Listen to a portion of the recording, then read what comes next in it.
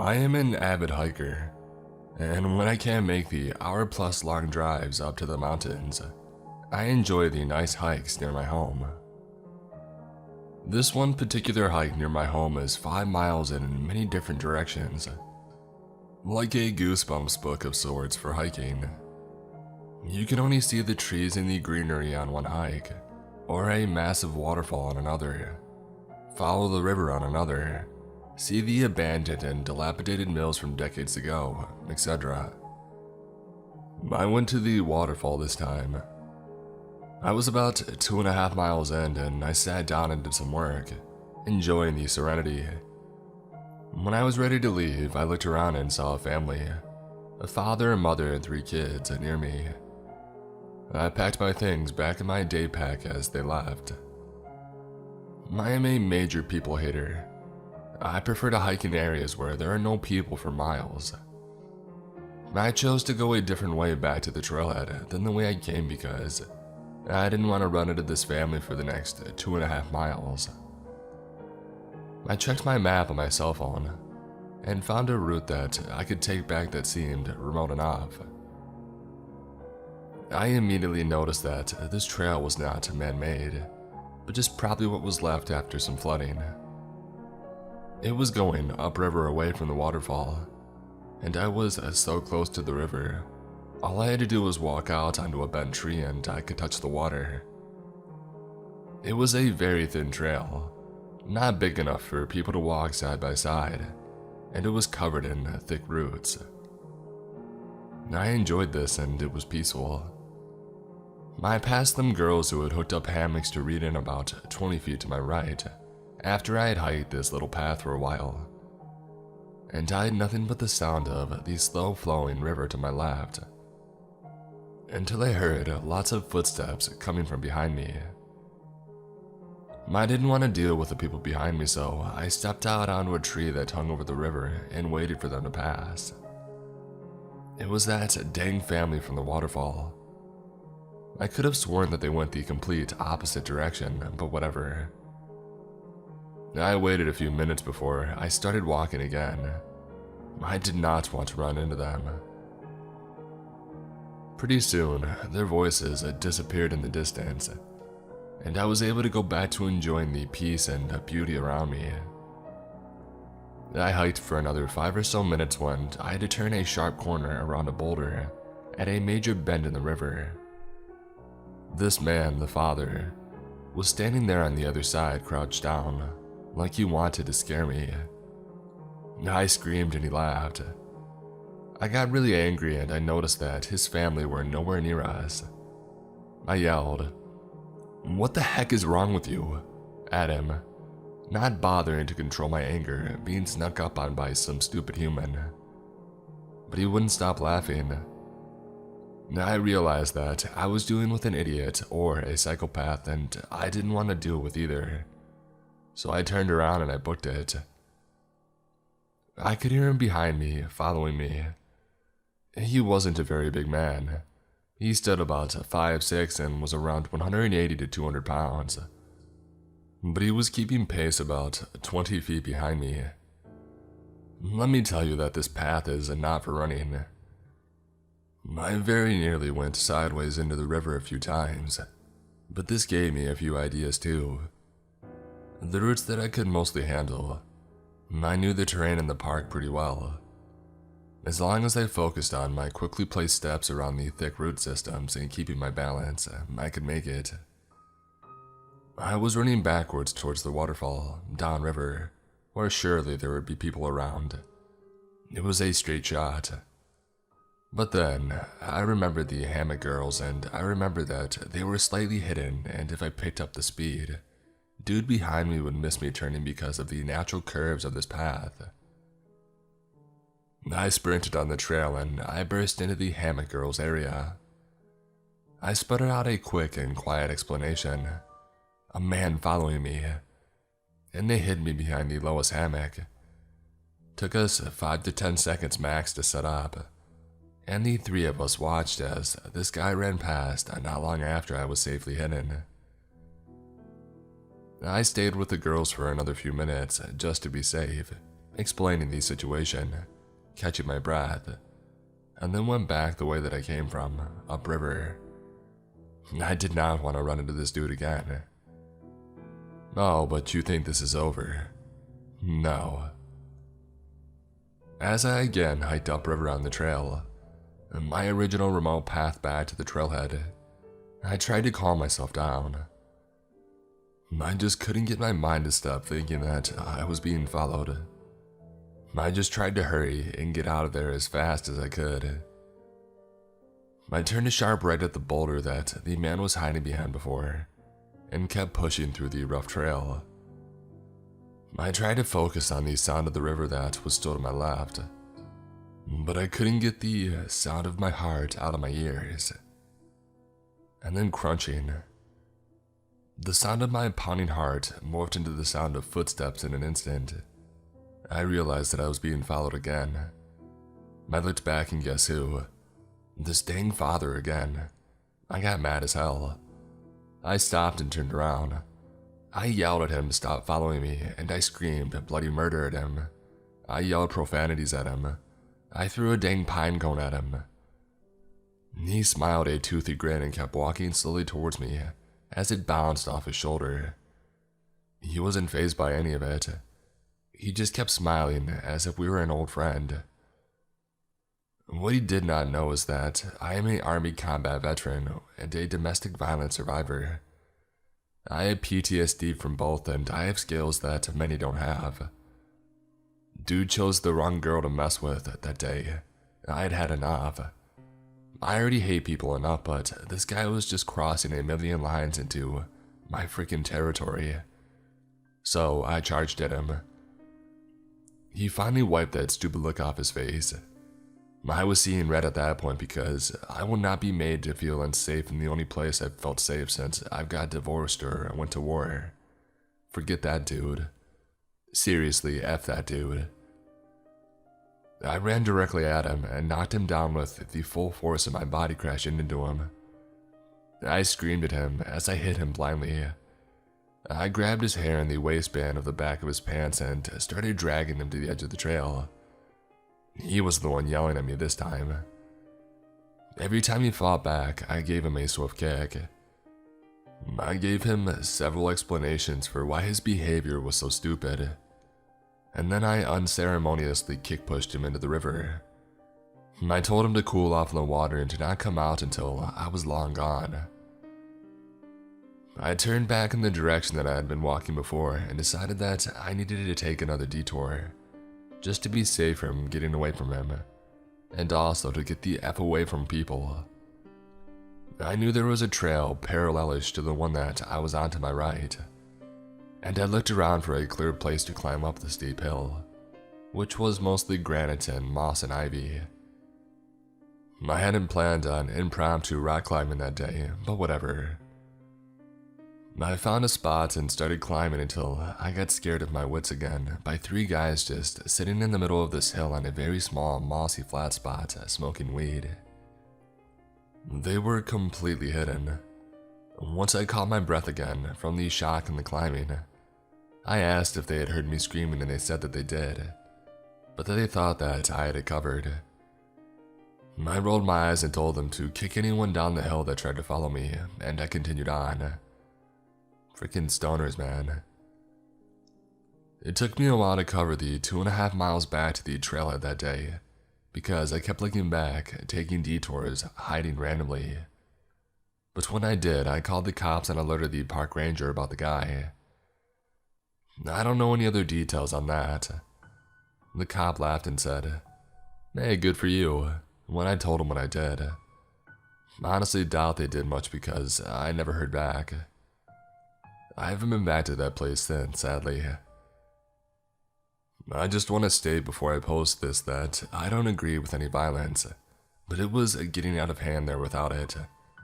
I just wanted to hike in peace, and I would absolutely prefer if I could do it alone and safely. Also, thanks Cheez-Its for those hammock girls. Also, +1, if that man was you, F off, you creep.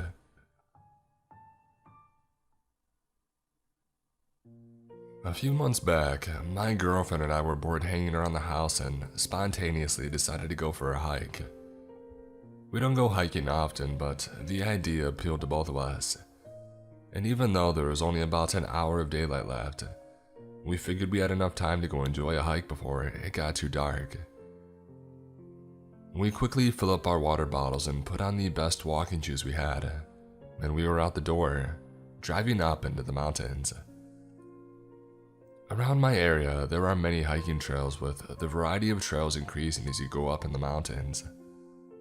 We tended to stay around the base of the mountains in the occasional case of us hiking, where most people would still be walking, but we wanted to change things up and regressed further up the mountain road to a trail a friend of mine had mentioned. We kept in mind our time and figured that we could hike for a bit and simply enjoy the nice environment around us, and finish up before it was too late. We arrived at the trailhead and see that there were no cars left along the road, where the trail commences, but didn't think much of it due to the time. We still had a good 45 minutes until dark, so we continued on. We start walking down a fairly steep hill that then recoups the elevation at the bottom, with an equally steep hill that you have to ascend.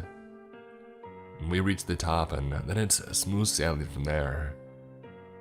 We see a lone coyote off the trail a ways off and some rabbits, and I made a quip about how those rabbits might need to be careful with that coyote lurking around.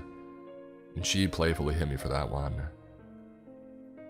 Approximately less than a mile into the trail, we see a large fallen tree that made a bridge over a dried riverbed, and decided to take a rest and climb around on it and take pictures. We're there for about 10 minutes and then resume hiking. We continue on the trail for a short distance until she hears a rustle in the trees behind us. We stop, mildly spooked due to the assumed size of whatever made that rustling, but continue on only briefly before she decides she's done and that we need to head back. It's twilight now, so I agree with her and we turn around to head back to the car. When we made it back to the fallen tree, my shoe had come untied, so I used the trunk to fix my loose laces, and looked behind us for the first time on the hike. It's uncharacteristic of me, but hey, I was having fun, why be paranoid? I see a person dressed entirely in black with their hood on, that was a significant distance behind us, walking at a slow, even pace. It wasn't something out of the ordinary. So what if they're wearing black with their hood on? I wear black most of the time and it's cold out. I shouldn't make assumptions. This does trigger me to be more alert, however, and I inform my girlfriend of this person's presence. It's now dusk. We continue on at an intentionally faster pace, and go through a winding section of the trail, and I lose sight of the person. When we come around the final bend of the section, I figure they're far behind us and that there's nothing to worry about. Sooner than later, the person is behind us again, but much closer. Probably 50 feet in comparison to 100 feet before, and we had increased our speed, so this alarmed us. We briskly walk around another bend, and as soon as we come around it, we book it. It seemed to be a natural reaction on both of our parts, as we just started running without a word said to initiate it. We are nearing the trailhead now, with only the hills to deal with. We catch our breath for a moment and I turn around again. I see the person seemingly halt a sprint upon noticing me looking back, as if they were trying to uphold the illusion of simply walking. At this point I shout, "Go!" and we sprint down the hill. What little light was left struggled to make its way through the dense trees surrounding us, and the steep hill proved challenging to run down without a clear path to be seen. We both stumbled down the hill, almost falling multiple times and slamming our feet onto rocks and loose brush, but we didn't fall and we didn't look behind us. We made it to the bottom, but must continue up the initial hill and then we will have made it out. We persevere up the incline and make it back to our car. I briefly breathe in relief as I start my car, heart pounding and adrenaline racing. As I reverse out onto the road, the person emerges at the trailhead, apparently breathing heavily. We finally get a glimpse of him. His hood had fallen off his head, exposing his pale complexion and dead eyes that were only illuminated by a single lantern at the start of the trail. He was holding something in his hand, but it was too dark to see and I was not interested in sticking around to make out the object. I shift into drive and accelerate as fast as my car could muster, leaving him behind in the dust of the empty side of the road. So, this just happened to me like 15 minutes ago, and more than anything, I'm just embarrassed that I couldn't have just rolled it off my back and not gotten scared. I live in a fairly low-rent, shitty apartment complex since I'm in college, and that's what I can afford. Obviously, we're all social distancing because of the pandemic right now, but I really wanted to try to get just a bit more sunlight to help me keep my sanity from being home all day every day. And so, I went out of my apartment and sat on a bench near the bus stop just to sit for a little while. I put my earbuds in and called a friend. In my peripheral vision, I could see people standing outside their doors to have a cigarette, and a lady walking her dog, but we were all at very least 40 feet away from each other, so no one really seemed worried. A couple were talking outside their door, and for a moment, I thought they were looking at me. I figured that I was just being paranoid though until the woman started walking in my direction. As she was walking, I was keeping an eye on it, but trying to keep acting like I hadn't noticed. The bench that I was on was near the mailboxes for the whole complex and the bus stop. So I figured that there were plenty of reasons other than me so that she could be coming that way. That was until she stopped just right in front of me. I looked up and noticed that I had seen this woman once before on the bus. She wears a lot of very heavy, dramatic makeup, including drawn on a set of eyebrows just below the ones that she's already growing. She once started talking to me on my morning bus ride to school, and gave me an itemized list of the things that she didn't like about my face. I just sort of smiled and nodded and then looked the other way the rest of the trip. It looked like maybe she was talking, so I pulled my earbuds out and hung up on my friend abruptly. "Sorry," I said. "Could you call the police for me?" she said. Okay," I said, picking up my phone. "Actually, never mind," she said quickly, and she looked nervous. "Are you sure?" "Yeah, could I have $1?" I told her that I didn't have any change and I apologized. "Oh, okay. Actually, could you call the police for me?" "Yes," I said again, unlocking my phone. "Wait, actually, it's fine," she said, now smiling at me. Now, when she said it the first time, my brain at first thought, she's not visibly injured. Maybe she's in trouble. Had she been fighting with that man that I saw her with before? Was she in danger? Was she being so casual with me because she needed help, but didn't want to alert someone that she was trying to get it? I looked her in the eyes and said, "Are you sure? I really can call someone if you need it." She said, "No, it's fine." Now, some important context about me is that I have some history of trauma. I don't really want to elaborate too much, but the short of it is that I'm left with a lot of fear of people touching me or violating my personal space.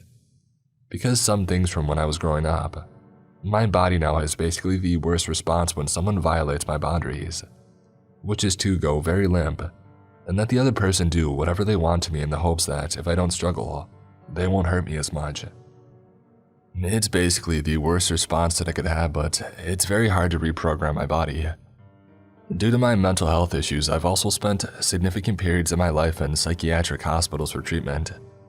I've met a lot of people with different issues in the hospital, so I have a bit of a sense for when someone might not be all there mentally.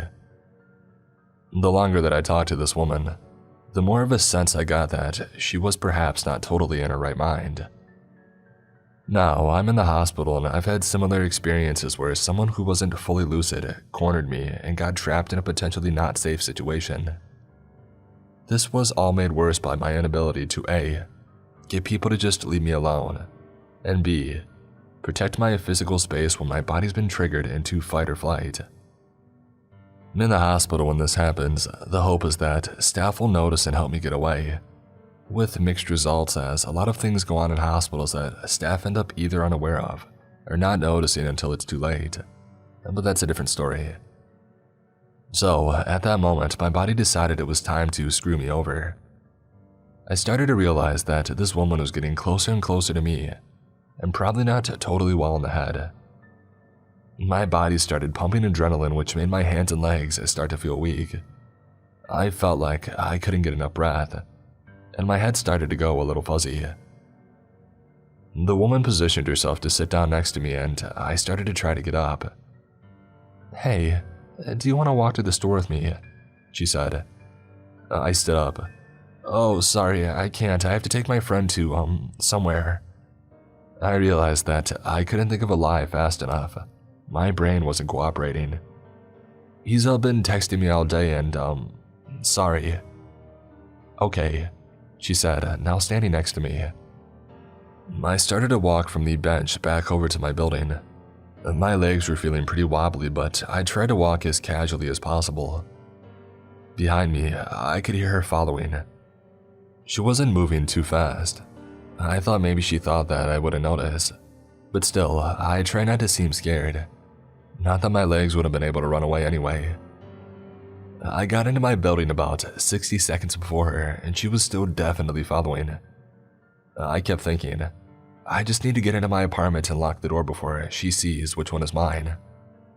My apartment is on the second floor, but it's a short flight of stairs and you can see my apartment door from the bottom, where the main door to the building is. I tried to run up them, but my head was swimming and my legs weren't cooperating. It's like that feeling when you're half awake and you try to move your limbs and they sort of do what you tell them to, but not really. Like they feel sort of far away from you and only semi out of control. I made it up to the stores and luckily, I left my door unlocked.